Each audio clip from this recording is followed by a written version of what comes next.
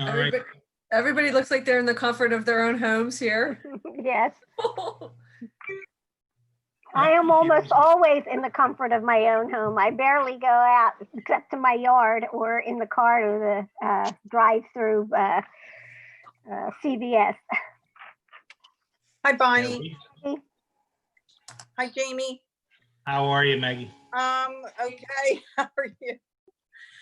Good, good. We actually drove down. We wouldn't fly. We didn't want to take the chance. I see that we're live, so it is after 7 o'clock. So we'll call the Mayor's Environmental Advisory Committee to order. We'll start with roll call. James Santora present. Maggie Fulmer present. Bonnie Hallam present.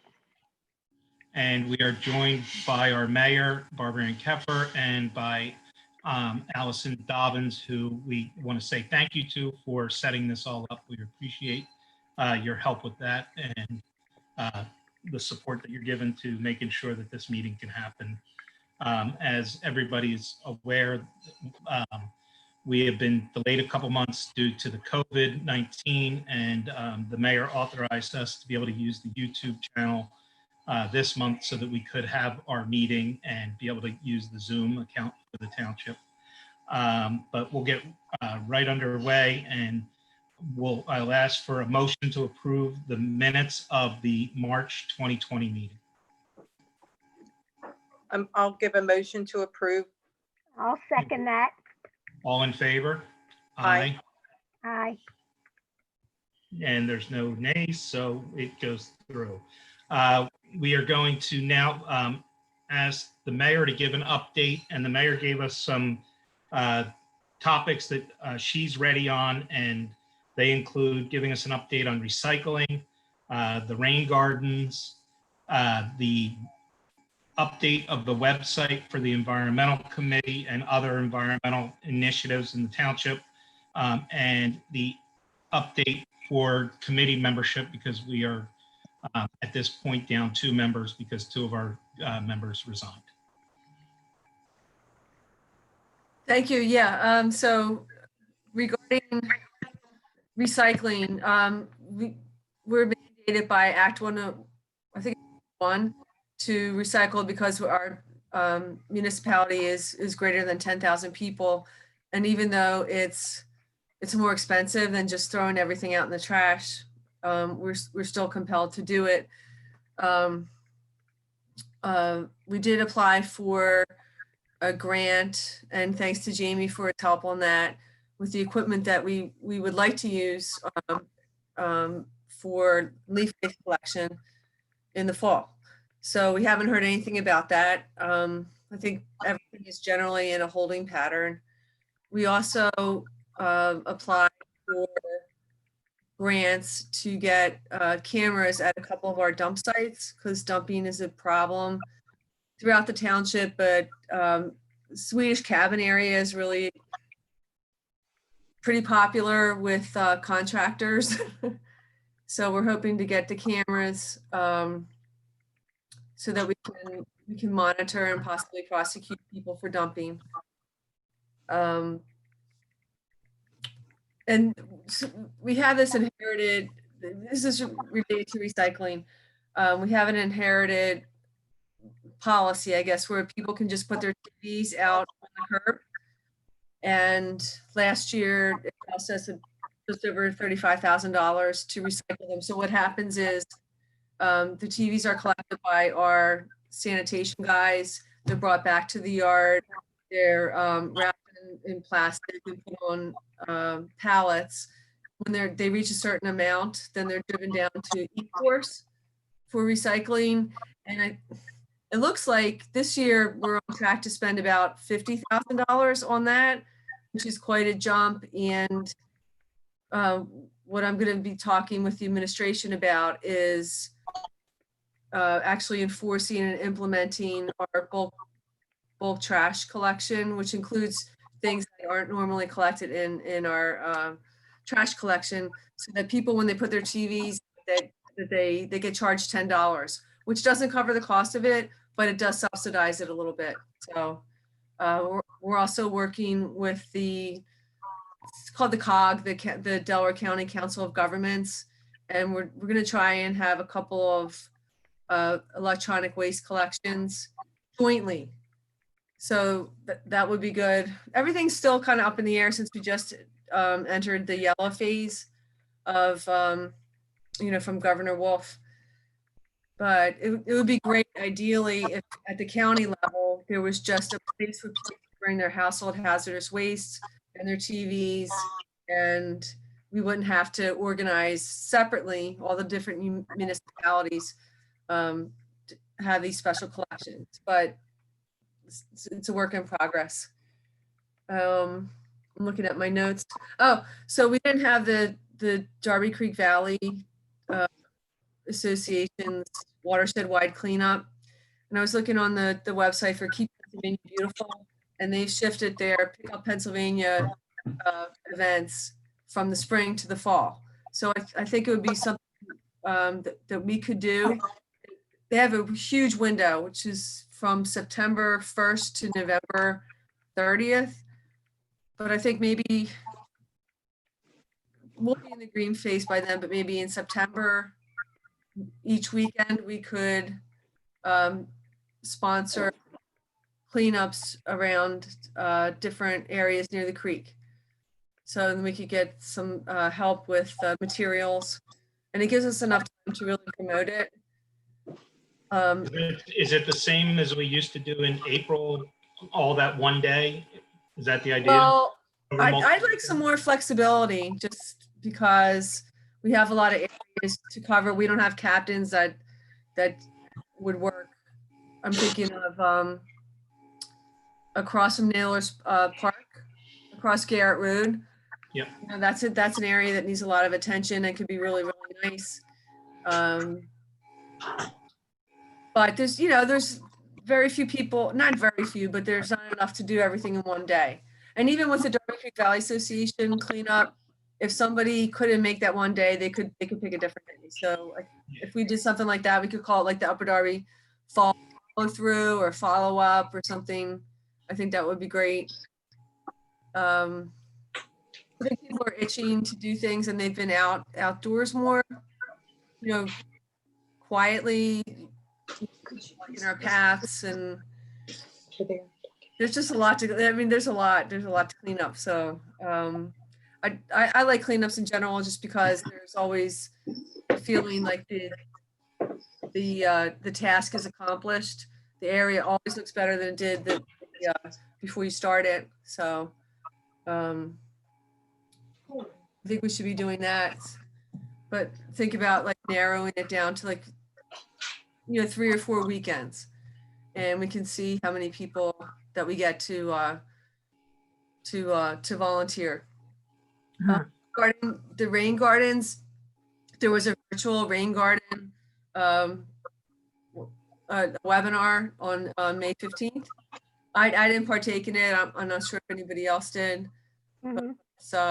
It's something with the DCVA in conjunction with the Stormwater Collaborative and probably other organizations take part in, and it's good for the people that are interested.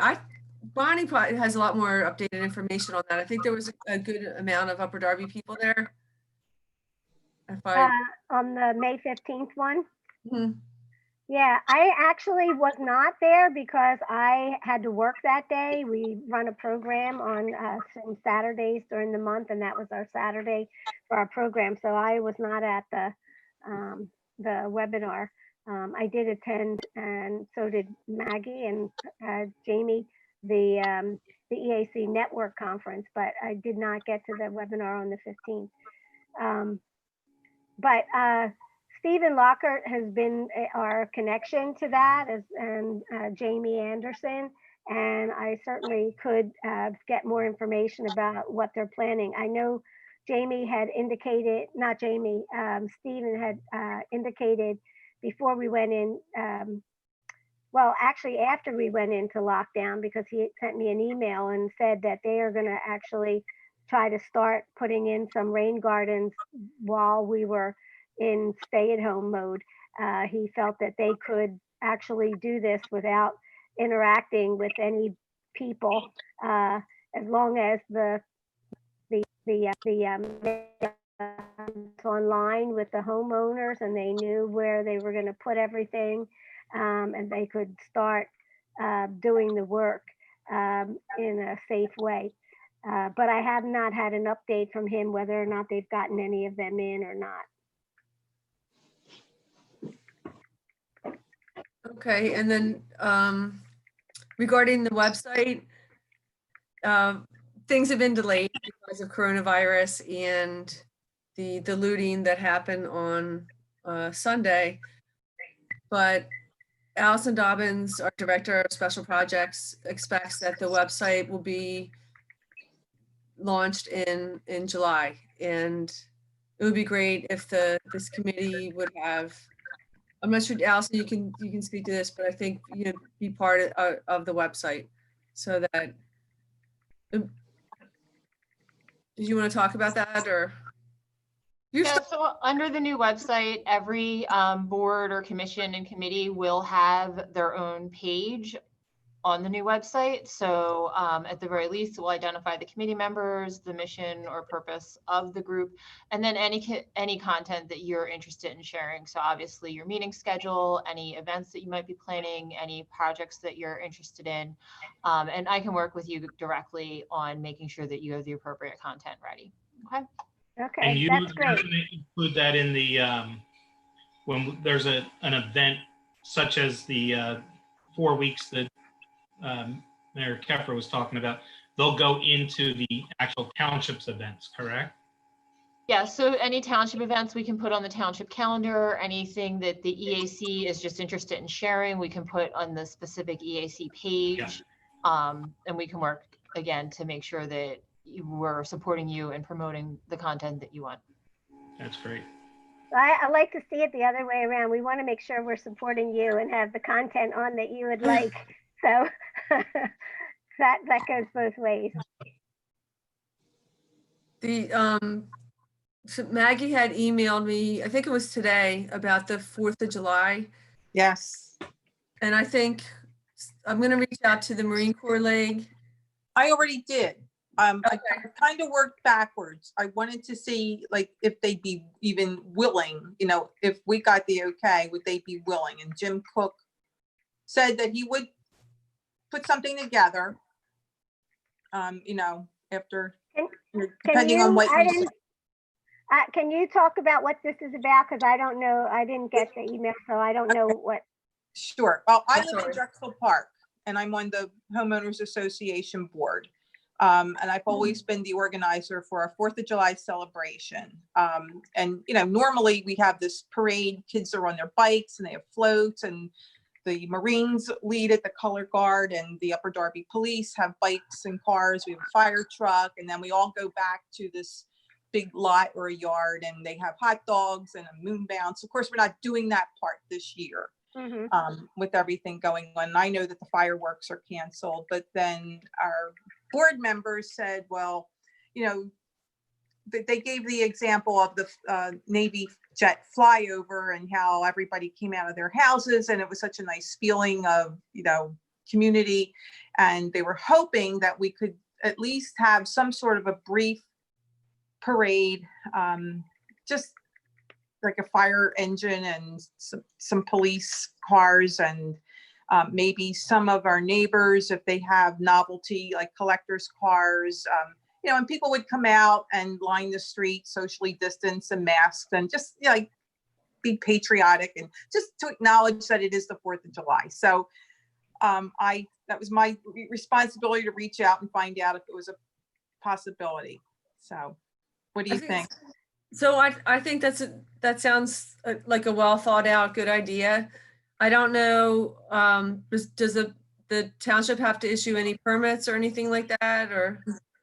Well, normally we would have our parade down from the 500 to the 400 block of Irvington, and we would get a permit signed by the neighbors, and we would get barricades dropped off the day before. Yes. Okay. It's a special permit, it's called. It goes through, in the past, it's gone through L&I. It's not a recreation permit. Okay. Is that like a, is that similar? Because you're including the police and everything else.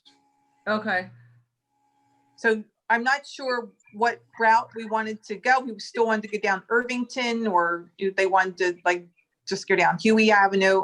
I have to talk to the group. In fact, our conference call is right after this one, so I can let them know that, you think that we can still do that, with social distancing and masks in place. Of course, I guess that will still all be in effect come 4th of July.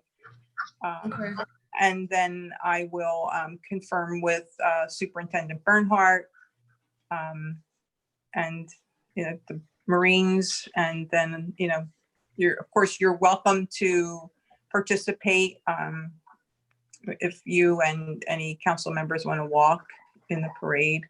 okay. Yeah, and I don't know that Highland Park's doing it, or, what other communities within the township, but we would still like to have something here in Drexel Park. I know, so, in the last couple days, we've gotten requests for parades, related to George Floyd, and like this week, we're not issuing any permits, but, by July, and the fireworks have been canceled, but, we'll have to talk about it, like, I guess, through the township line, but yeah, so I think generally, it sounds like your plan's a good one. Haven't heard from Highland Park Civic Association yet, so. And Aronimink is not doing their bike parade. We decided it's too kids. You just can't control the social distancing. Right. Okay. So if it's okay with you, I'll report back to the group that it will be okay. I don't think we should do anything with children either. But, just to have some cars and the police and the fire truck, the Marines would be nice. Just, it'll be a very brief showing of patriotism, but it's still a way to acknowledge this holiday. Okay, and then I'll communicate with you on the details and everything. Good, thank you. Great, thank you. I know this wasn't related directly to the EAC. No, I'm glad that you responded to me. I was going to try to catch it before you got off the call. Indirectly, it is through the environmental issues that could be there. So you guys thought that out, which is good. I think the last thing on the agenda I have is committee membership. So Howard moved, which is why he's not here. And Bonnie Hallam, I know, has been looking for somebody else. And I wanted to get the committee's feelings also on if you would be okay with having like a teen representative on the board. I've been working with. I think that would be great. Yeah. Okay, great. Because we've been working with the teen advisory committee to the library board, and I don't know, they seem like a really nice active group of kids, and a couple of them are going to be on the historic commission, and what's the other one, the recreation committee. So I didn't ask them yet. I just wanted to see if you were open to that. Are these students from the service club at the high school? I think they, not directly. They're they're under the library. They work with the librarian. With Jean Cosa. They work with Jean. They work with Jean. They're the teen. They call them the teen advisory board. Advisory. Okay, Mhm. great. So, I think that's great. That's the next generation coming up. Yes. Mhm.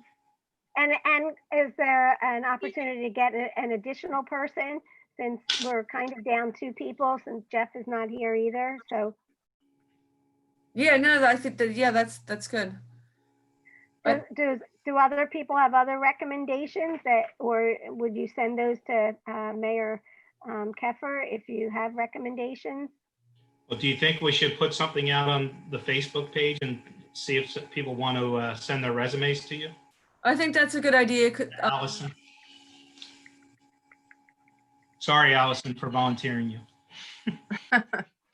Well, could we also put that on our own Facebook page? So we now have the EAC Facebook page, so we could place it on both the Oh. government one and the. So the township government page will post something letting people know that Mayor Keffer is seeking resumes for the Environmental Advisory Committee. And then if the EAC page would like to share the government's post, that would be. Okay, that would Yeah, be that way great. we're consistent in the message. Yep. That's great. Thank you. Does anybody have any questions for me? Um, know- I had a question about the Shade Tree Commission and who is sort of monitoring that now, and do we have a new chair, or what's happening with the commission? So Bonnie, I am currently serving as the chair of the Shade Tree Commission. Congratulations, Allison. Lots of hats. You're juggling lots of hats. But again, with COVID-19, so the last in-person meeting that we were able to have was right before the stay-at-home orders came down. So obviously a lot of the activities that the Shade Tree Commission had planned for this spring, such as Arbor Day, were not able to go forward. We are hoping to plan something for this fall. So again, like these are things that as hopefully if the governor starts moving us towards green, then we'll have the ability to really have more solid plans in terms of what we'll be able to accomplish. Mhm. And I understand the 2-day-a-week trash was delayed until July. Anything we should be putting out about how to, advise people on how to properly bag their trash? And I don't want to make it so elementary, but people start grilling fish in the summer, and I'm just, you worry about the smells and things like that. Is there something we should be putting out there to try to, encourage people to do things a different way than they might normally? And I know it's been an issue ongoing for the trashmen that trash isn't getting bagged properly all the time and everything else. I'm not sure if that's our committee or if that's just the township in general. If I'm going down a road that's not ours, just say so. That's no, that's a good point. And I think we should probably put out a reminder about how to bag trash. And shoot, I was gonna say something else too about that. Allison, can you think of anything? Wait, what was I thinking of? I know it's not the most popular decision, but we want to get through this year financially. So this is tangentially related to the Environmental Advisory Committee, but it looks like council is going to pass a new updated property maintenance code ordinance, and tied to that is a new ticketing program for code enforcement, meaning that similar to parking tickets, if your grass is 18 inches high, you're getting a ticket. You're not getting a warning. You're getting a warning and then a ticket, but you're not getting a warning, citation. It goes to the courts 3 months later. Related to that is the provision that by law, you have to have a trash can.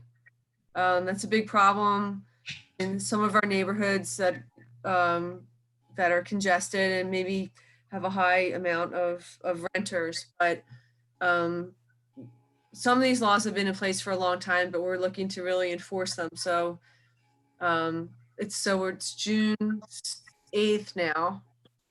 3 more weeks, and then we have twice a week collection. So hopefully we'll get through it okay. And in general, our people are throwing out more trash because they've been home, they've been doing their spring cleaning.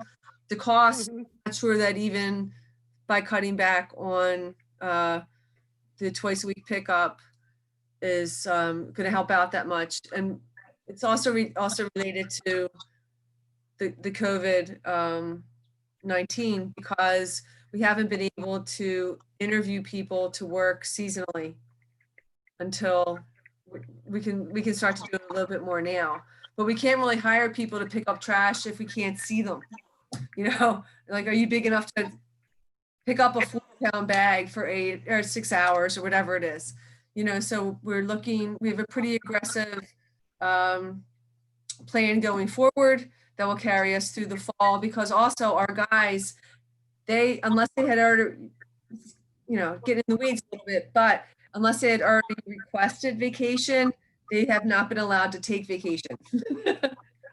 They will be taking vacation July, August, September, October, and then we'll have people to cover their shifts.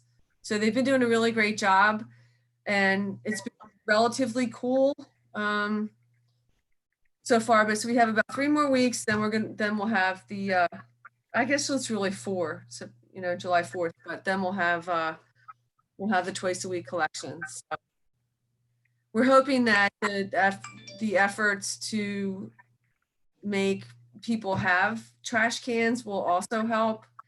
We'll see. We're just trying things, trying to adjust to all the things that have been thrown at us lately. Right. Maybe So we can come up with some type of flyer and send it over to Allison so you guys can take a look at it. And if you're good with it, maybe it's something that can be put out.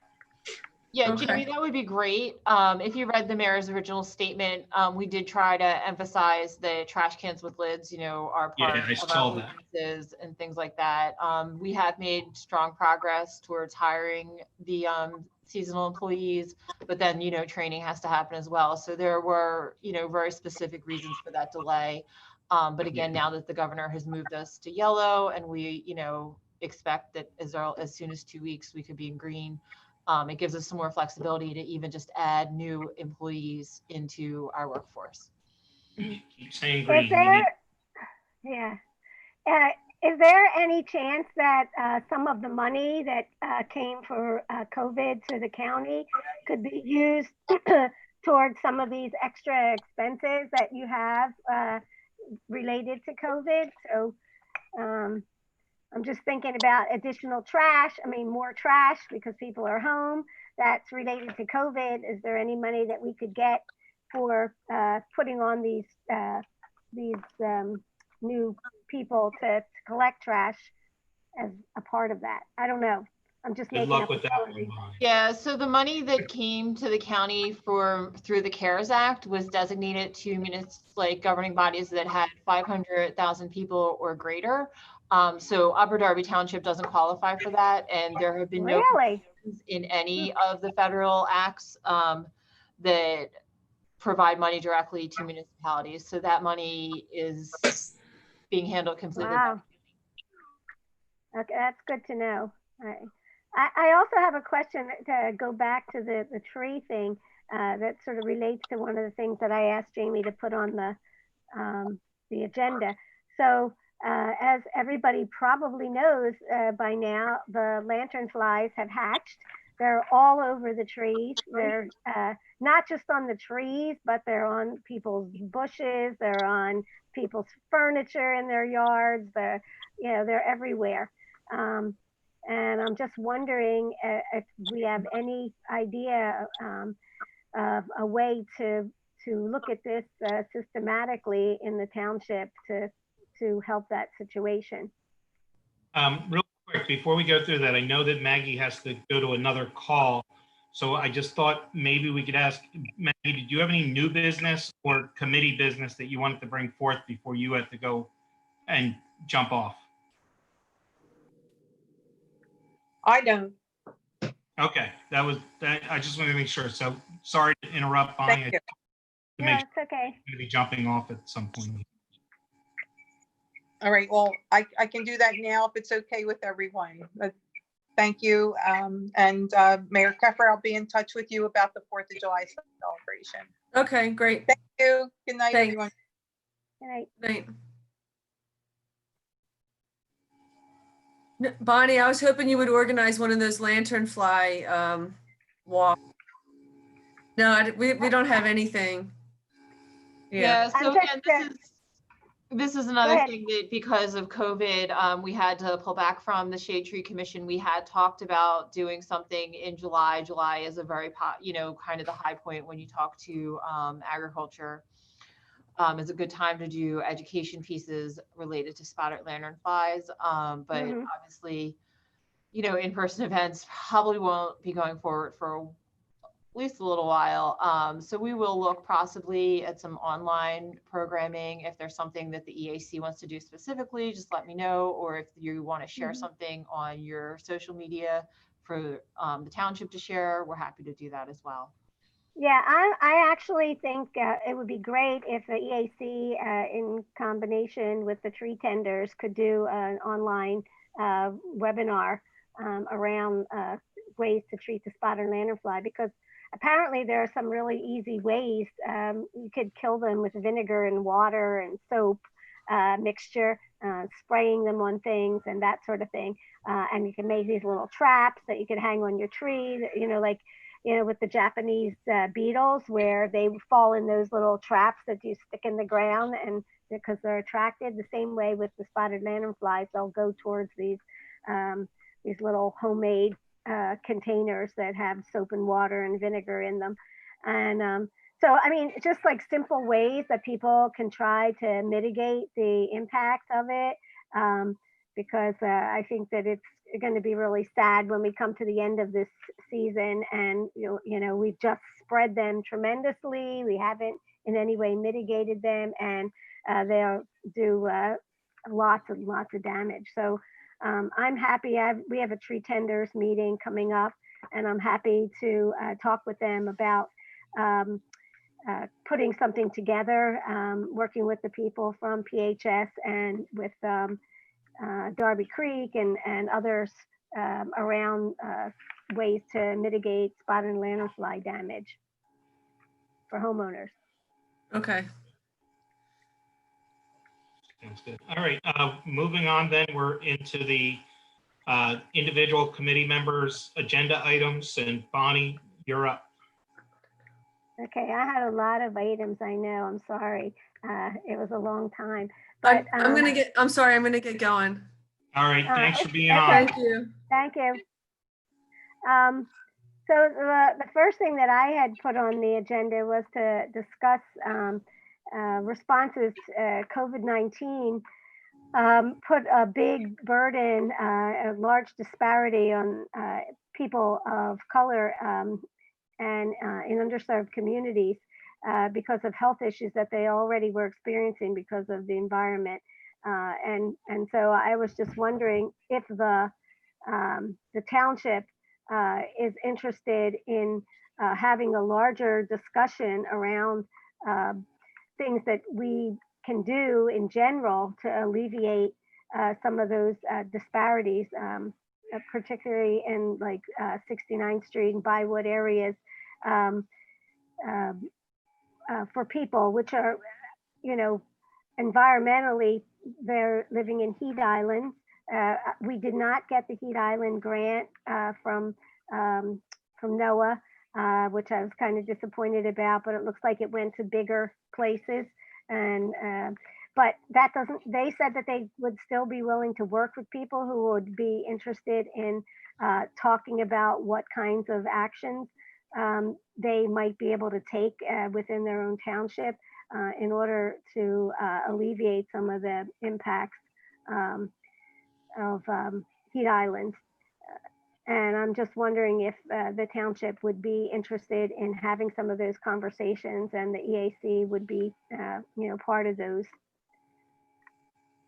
I think the township is actually, when I listened to the last council meeting, they are joining a sort of health collaborative with other townships and the county, for the county to form its health department. And I believe a piece of it, I don't think it was necessarily COVID direct, but how to address situations in areas where there are multiple health issues in communities of color and of financial, that have financial disparities amongst other townships and communities, I should say, because there's boroughs that the county. And I think we're going to have a role in that, if I heard correctly. Allison, is that what you heard as well? Yeah, I believe you did great job of summing that up. So the, It has to happen first, and maybe do it when the health department gets formed, and do it in conjunction with something of that nature. mhm. I have a feeling the township's is going to be, and I don't want to say it the wrong way, but tight right now financially to be able to do more of I'm that. sure that's true. It's going to have to be less events. Yeah. So But I'm not saying it's not a bad idea. I think it's actually a very good idea. I think it can help all of us as a community.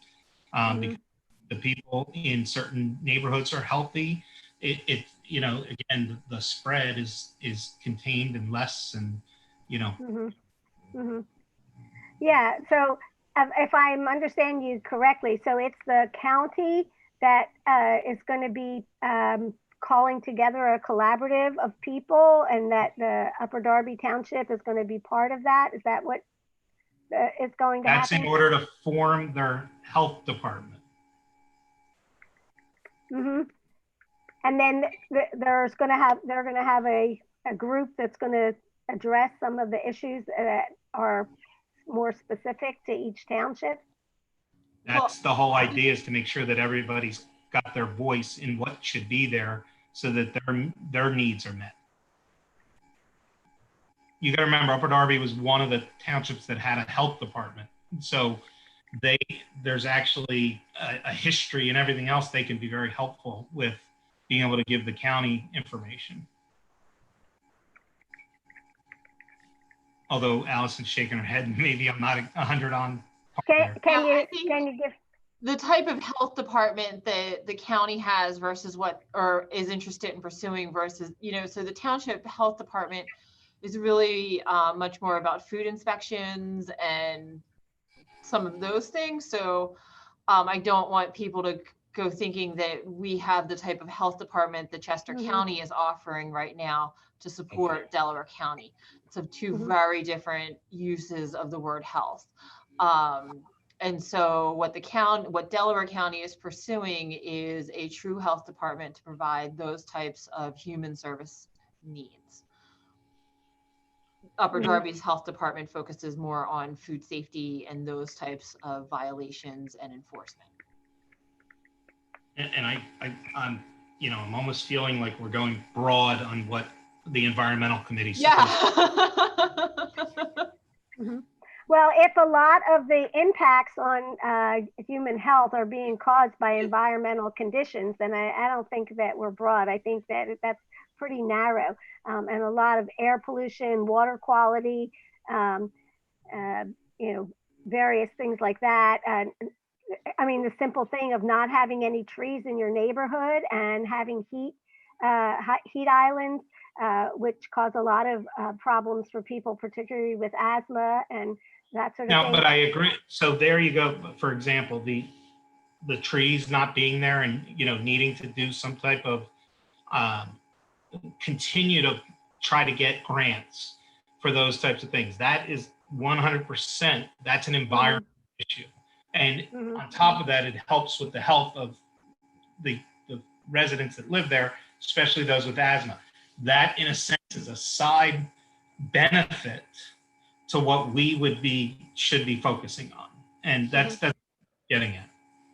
Well, I guess I'm not seeing it as a side benefit. I'm seeing it as very interconnected, that if we're taking care of the environmental stuff, like water and air and trees and all of those things, then that is going to have a direct impact on the health of the citizens. I'm not disagreeing with you, but I'm saying the focus of our committee is to get those trees put into the ground and do it the right way.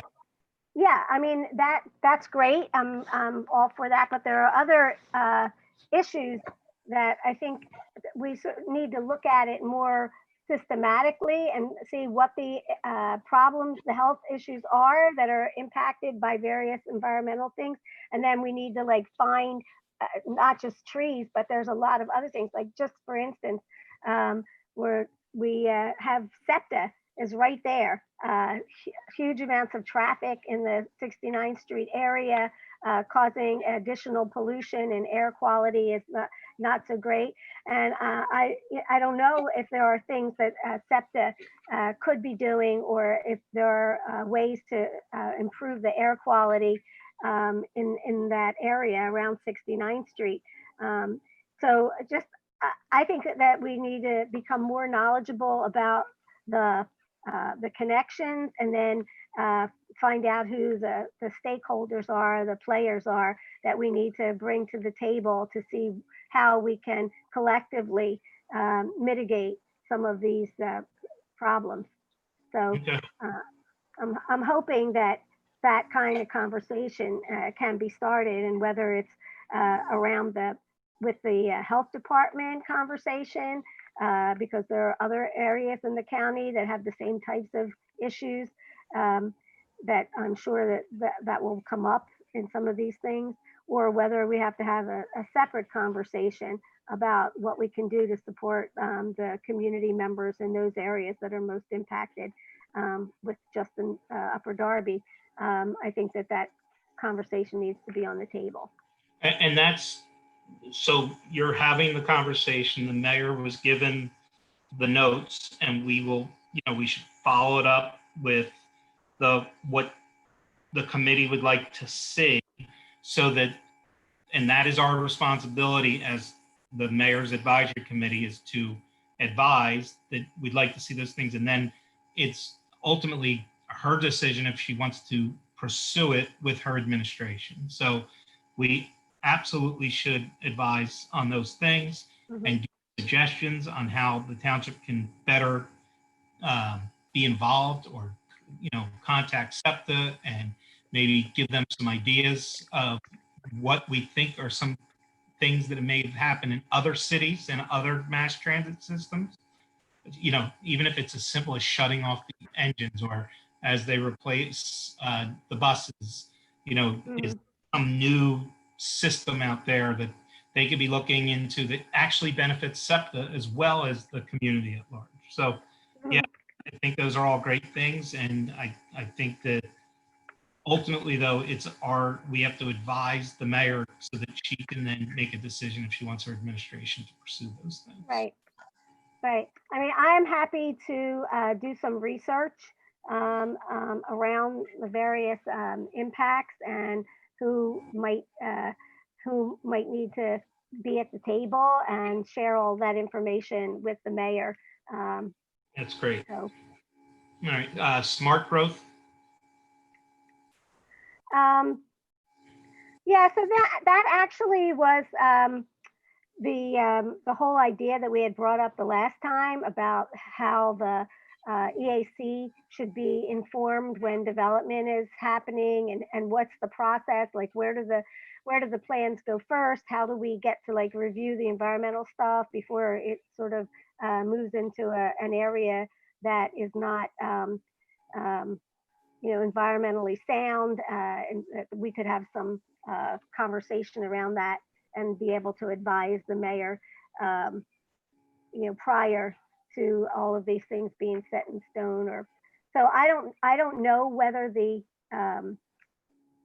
we had talked about it before, but I don't know if there was any process that's been started, so that there is this. I know they were thinking of putting together a planning commission. I don't know if that started, and whether or not Allison can speak to where we are in that process, and what role the EAC could play in that.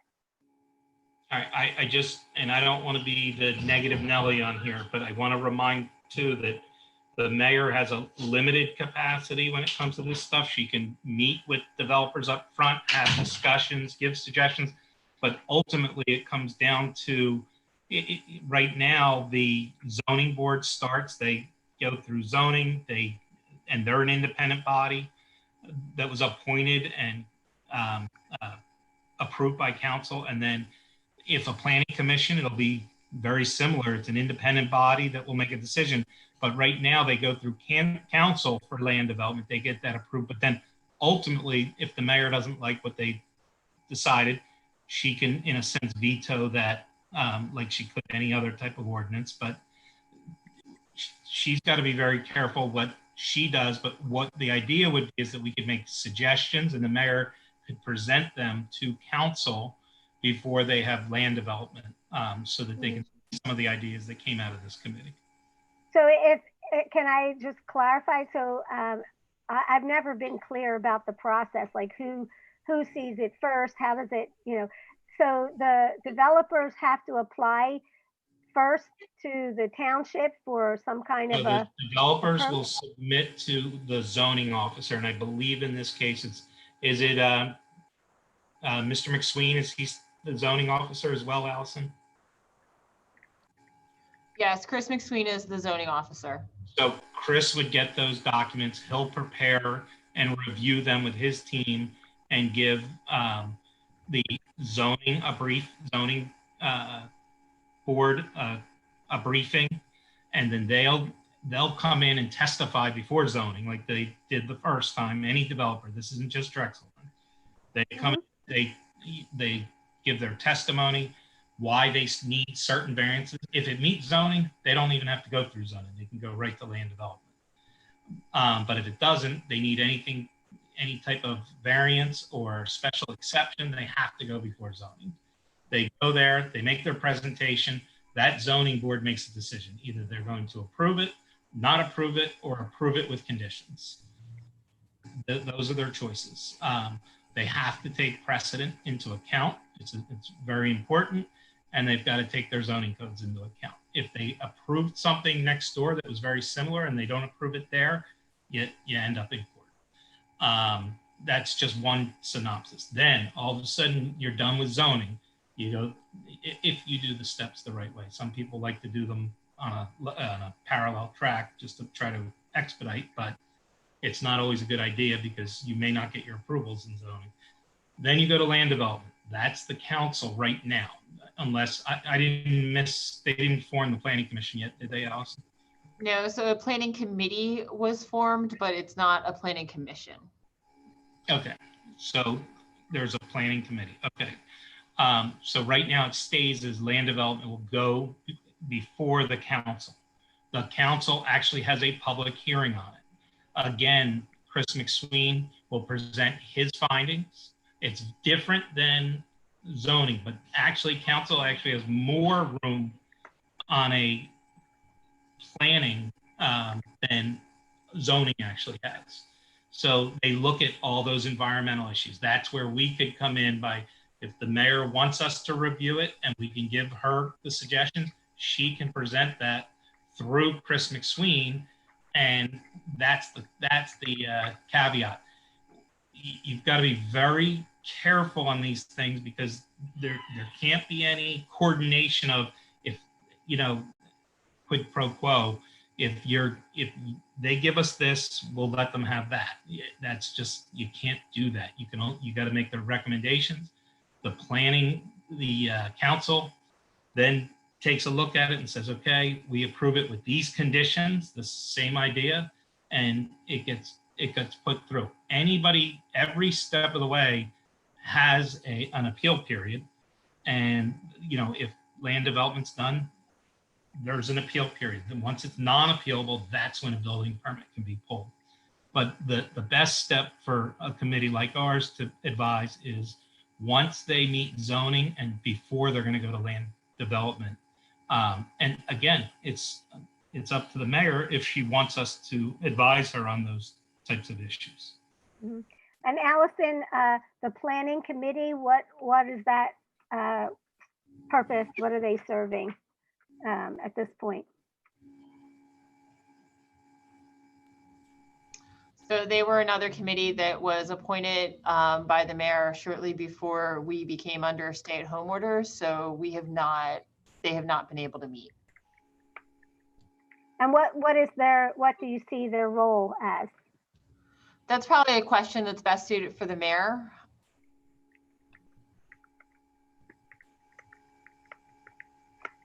Okay. Well, okay. And so is this something that that you, Allison, could take back to the mayor about the role that also the EAC could play. As Jamie has described it, it our environmental sort of advice could be given prior to, after it goes to the zoning board, if that's where it goes, and then before it goes to the council. Would that be what we might be looking at? I'll Right. certainly make sure that she knows that that's something that you're interested in. And I'll send you an email, Allison, with just a quick synopsis. Thank you, Jamie. Going on, we talked about spotted lanternflies. Report on the EAC network conference. Yeah, and that's a lot. I'm not going to actually do a real report on that, but I did place a lot of documents. It would be well worth people's time to go through some of those presentations that were made. I learned a lot. I think people could learn a lot by looking at the presentations and to see what's going on with other EACs and what kinds of things that they're doing. So that I think is important. It was a very, I actually didn't want to stay. I hadn't planned to stay and go the whole time because it was 2 days and it was long, but I got hooked on the very first day, and it was interesting enough that I actually went to the whole conference online. And so I hope that we can continue to take part in that, and that we can learn from them. And there's a ton of resources out there that we could reach out to. Some financial, so if the township is looking for grants for specific things, there's a lot of resources out there that they can tap into to try to develop some things that they might not have funding for, but that either the state or other types of programs have funding to do.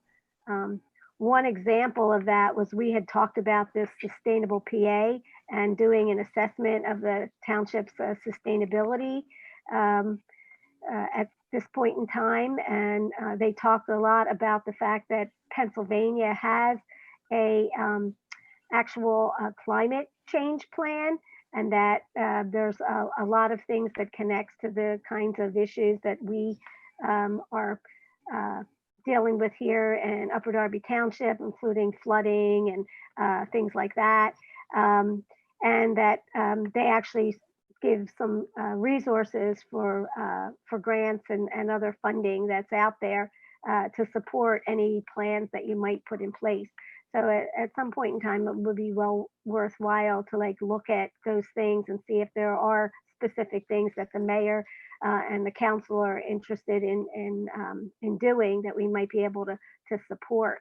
The sustainable PA thing, where I had written up the internship proposal, and that we actually put on the back burner for now. There's actually a team that they work with of interns that's funded by the DCED that has done this with lots of different townships, and they have been very successful in coming in as a team and working together with the folks in your township to develop that assessment. And then the assessment is used for a lot of good purposes, such as figuring out where are the issues that you want to address, and what kind of funding might you need to address those, and how could you get the funding to address some of those sustainability environmental issues. So at some point in time, will be worth revisiting. I would not want to put another thing on the head of the mayor or the council at this point in time, because I think that their plate and their cup both runneth over at this point. So we can take a look at that at another time. It doesn't lessen the importance of this for me, because I think I believe in systems, and I believe all of these things impact everything else. So the environmental stuff impacts the economic well-being of the township, and the economic well-being impacts the environmental, and the environmental and the economic impact the people. And so it's all tied together, and it would be well worth looking at when we're not dealing with all of the things that we're dealing with at this point in time. So I'll put that in the back burner. Great. And I'm going to actually put my 2 issues on the back burner because I think they'll be more beneficial for a later point in time, and even more important, a new budget year when the township's in a better position. Next would be Can you say what those things were? I didn't see the agenda. open space opportunities and vehicle and equipment replacement. That's and switching to more sustainable vehicles. And I did a little bit of research on opportunities to join with other municipalities to purchase at the same time and actually get a more cost effective, even more so than the some of the bidding systems. That was it. Yeah, that's great. That where I had Ready for 100, that's something that Steve Clark, if we're interested in having him come to our next meeting and talk about that, that would encompass this idea of vehicle and equipment replacement, and also other sustainable ways that the township could conserve on electric and other things like that. Great. So. Yep. And then, all right, so public comment, we don't have anybody in the chat rooms, and I'm just going to double check that. No, we don't. And any old business, I don't believe there was anything pressing except for the recycling information. And then we already handled the leaf equipment, which they did put in a grant for. Any new business, Bonnie? I brought up all of the things that I was interested in bringing up, but maybe Allison has something for us that she might want to. Actually, Allison just sent me a chat. She is trying to do something right now, so she's leaving the meeting to us. Okay. So the only thing left is the motion to adjourn. So do we have a motion? Okay. I would put a motion, but before I do that, I'm hoping that we can actually get some input by email from Allison as to whether or not there are specific things other than what the mayor discussed that the township would like us to get information on and advise. So Well, I'll shoot her an email on that as well with my notes, and I will ask for that. But then I make a motion that we adjourn. I second, and we're both in favor. So thanks for joining. And Allison, if you can hear us, thanks for setting this all up. Thank you. Soon.